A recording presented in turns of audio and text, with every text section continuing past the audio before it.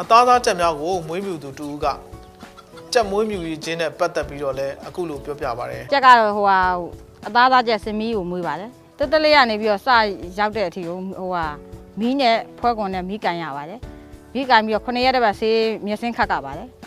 28ရက်တစ်လထိပေါ့အဲ့လိုမျက်စင်းခတ်ပြီးတော့နောက်ပိုင်းကျမှလွတ်ပါတယ်ဆေးလွတ်ပြီးတော့2လခွဲကြာလို့ရှိရင်ရောင်းရပါတယ်အစားတော့ကုမ္ပဏီကချပေးတဲ့ကုမ္ပဏီစားကြီးကိုကြီးပါတယ်တနေ့ကိုအနည်းဆုံး4ချိန်လောက်ကြည့်ရပါတယ်ဦးစားချက်ကတော့ဟိုဟာအရင်ဒီပိုများပါတယ်အသားသားချက်ကတော့လည်းငွေပေါ်မြန်တယ်ပေါ့2လခွဲဆိုသူကငွေပေါ်တယ်အဲကြောင့်မို့အသားသားချက်ကိုမွေးပြပါတယ်မွေးလာရောင်းရတာတော့ຫນွေဘက်ကတော့ပိုအဆင်ပြေပါတယ်ຫນွေဘက်ကအဆင်ပြေတယ်မိုးတစ်ဘက်ကတော့ရောင်းရချတာအဆင်မပြေအစာသေးရလည်းမြင့်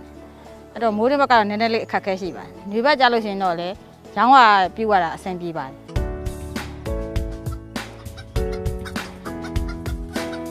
လောင်အိမ်စနစ်နဲ့မွေးမြူရမှာတော့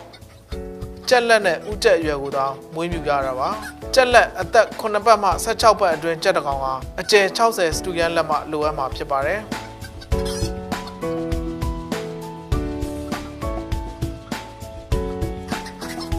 ဥကြက်မများအတွက်ကတော့အလျား18လက်မှအနံ16လက်မှအမြင့်14လက်မှရှိတဲ့လောင်အိမ်တစ်လုံးမှာ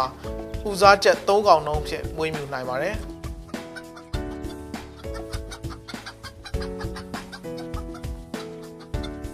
လောင်အိမ်ကျန်းကင်းကတော့မြေပြင်မှ25လက်မှကအမြင့်ထားပြီးမွေးမြူရမှာပါကြက်စာခွက်အရှည်တောက်ရည်ခွက်အရှည်တို့ကိုပါတပါးရဲတက်ဆင်ထားပေးပြီးကျန်းကင်းမှကြက်ဥများရှောဆင်းရန်အတွက်ဝါတစ်သားတန်စကာတို့ဖြင့်အခင်းပြုလုပ်ထားပေးရပါတယ်လောင်အိမ်အပေါ်ပိုင်းနဲ့အောက်ပိုင်းကိုတော့လေဝင်လွတ်ထွက်ကောင်းမွန်စေရန်အတွက်အမိုးအကာများကိုဖယ်ထားပေးရမှာပါဦးစားကြက်မများကိုတော့လောင်အိမ်စနစ်ဖြင့်မွေးမြူတာဟာအသင့်တော်ဆုံးပဲဖြစ်ပါတယ်။ဦးစားကြက်များကိုမွေးမြူထားသူတူကလည်းဦးစားကြက်မွေးမြူရင်းနဲ့ကြက်ဥများကိုဈေးကွက်အတွင်းသို့တင်ပို့ရောင်းချမှုများကိုအခုလိုရှင်းပြပါတယ်။စားတော့မနေ့မိုးလင်း6နာရီကိုတစ်ချိန်ကျွေးလိုက်တယ်။အစာရောရီရောပေါ့။အဲပထမပိုင်းရီမှာကျွန်တော်တို့ကအားစီးကိုထက်တိုက်ပေးထားတယ်။နောက်9နာရီမှာတစ်ခါဒုတိယတစ်ချိန်ပြန်ထပ်ကျွေးတယ်ဒီပြန်ထပ်ကျွေးတဲ့အခါမှာလဲရေကတော့အဲ့ဒီချိန်ကျအခါကျတော့တစ်ခါလဲပလိုက်ရတယ်အစာကိုအားစီးတွေရှိတဲ့အတွက်တစ်ခါလဲပလိုက်ရတယ်အဲ့ချိန်ပြီးတဲ့အခါကျရင်တော့ကျွန်တော်ရေပြူကိုတောက်လျှောက်ပေးတယ်တောက်လျှောက်ပေးတဲ့အခါမှာကျွန်တော်တို့12နာရီလောက်ကိုတစ်ခါအစာထပ်ကျွေးမယ်ရေကိုတော့လူတစ်လောက်ထည့်ပေးရတယ်အဲ့ဒီလိုရှိတယ်ညနေ3နာရီခွဲကိုတစ်ခါကျွေးတယ်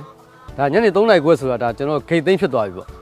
နောက်ဆုံးညနေ6နာရီလောက်ဆိုရင်ကျွန်တော်တို့ကဒီဟာကိုအစာလည်းသိမ်းမယ်ရေလည်းသိမ်းမယ်အကုန်တန်ရှင်းအကုန်ပြန်လုပ်လိုက်ရပါတယ်ကျဲဥကိုပုံမှန်ဖြစ်ဖို့အရေးရတော့ကိုက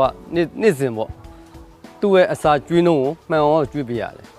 အစာကျွေးနှုံးမှန်ရမယ်ရေရလည်းတောက်လျှောက်ရှိနေရမယ်အဲ့မှာတာလျင်သူ့ရဲ့ကျဲဥနှုံးကပုံမှန်ဖြစ်နေရမယ်သူကအဲ့ဒီလိုရှိရမယ် ready made အစာကိုကျွန်တော်ကျွေးပါတယ်အဲ့ဒီအစာထဲမှာတော့ဘာပါမလဲဆိုတော့စကွဲပါမယ်ပြောင်းပါမယ်နှမ်းပါမယ်ပဲဘက်ပါမယ်သူကငချောက်ပါမယ်ငပေါင်းပါမယ်အဲ့မှာမှသူ့ရဲ့ဥအတွက်ဆိုပြီးတော့ဆေးတစ်မျိုးလည်းပါသေးတယ်ကျွန်တော်တို့ကတော့အခုခြေကတော့ဒီပသိမ်မျိုးတွေပေါ့လေအဲ့ဒီကလက်ကားတိုင်တွေကိုပဲပို့ပါတယ်ဟိုဒီမှာကတော့လည်းလုံးကောက်လာဝယ်တဲ့အခါကျတော့လည်းရောင်းပေးပါတယ်အခုလောလောဆယ်ကတော့ဟိုသားငါပေါ်တဲ့အချိန်ကျရင်တော့တစ်မျိုးပေါ့သားငါရှားတဲ့အချိန်ကျရင်လည်းတစ်မျိုးပေါ့သားငါရှားတဲ့အချိန်ဆိုရင်တော့လည်းသူကျဲဥစီကသူ့ဟာနဲ့သူလည်းမဆိုးပါဘူး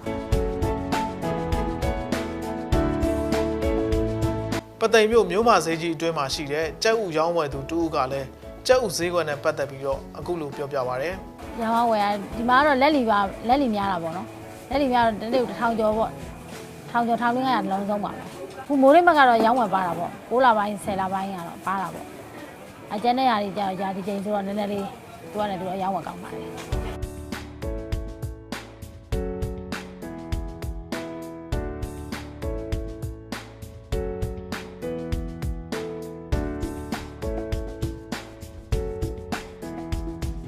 ဒီပမှတင်သွင်းလာတဲ့အေးခဲသားတွေကြောင့်ပြည်တွင်းမွေးမြူရေးလုပ်ငန်းရှင်များအတွက်များစွာထိခိုက်နစ်နာစေနိုင်တဲ့အကြောင်းကိုတရားပြည်တိုင်းဒေသကြီးမွေးမြူရေးလုပ်ငန်းအဖွဲ့ချုပ်ဒုဥက္ကဋ္ဌ1ဦးဝင်းကြည်ကအခုလိုပြောပြပါရယ်ကျွန်တော်တို့ကဒီအသားကဏ္ဍကလောလောဆယ်ဆိုရင်ပြည်ပဝင်လာတာတွေရှိတယ်ဒါတော့ဟိုဈေးကွက်စီးပွားရေးစနစ်ကကျွန်တော်တို့ကဘာမှတော့ပြောလို့မရဘူးသို့တော့တကယ်ဝင်လာတဲ့အသားတွေပေါ်မှာတကယ် ဒီကျမ်းမာရေးစစ်ဆေးမှုအရာတကယ်စစ်ဆေးပြီးတဲ့အသားဆိုရင်တော့ကျွန်တော်တို့ကဘလို့မှငင်းပယ်လို့မရဘူးလက်ခံရမှာဖြစ်ပါတယ်ဒါပေမဲ့ကျမ်းမာရေးနဲ့မညီတဲ့ဟာတွေကိုလည်းကျွန်တော်တို့ကမြန်မာနိုင်ငံမွေးမြူရေးအဖွဲ့ချုပ်အနေနဲ့ကျွန်တော်တို့တိုင်းရနေပြီးညှိနှိုင်းပြီးတော့တက်ဆိုင်ရာ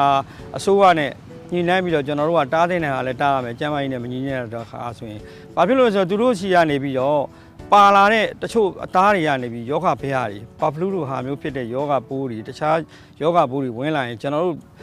တိုင်းနေကျွန်တော်တို့နိုင်ငံမှာရှိတဲ့မွေးမြူသူတွေအတွက်ပို့ပြီးတော့အထိနာနိုင်ယောဂဖြစ်ပွားနိုင်ွယ်တွေရှိပါတယ်ဆုံးရှုံးမှုတွေအများကြီးဖြစ်နိုင်ပါတယ်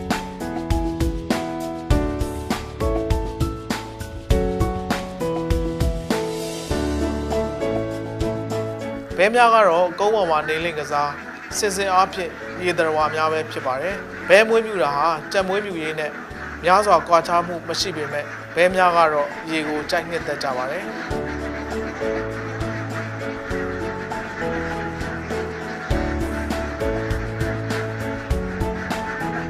ဘဲများကိုစတင်မွေးမြူကြမှာတော့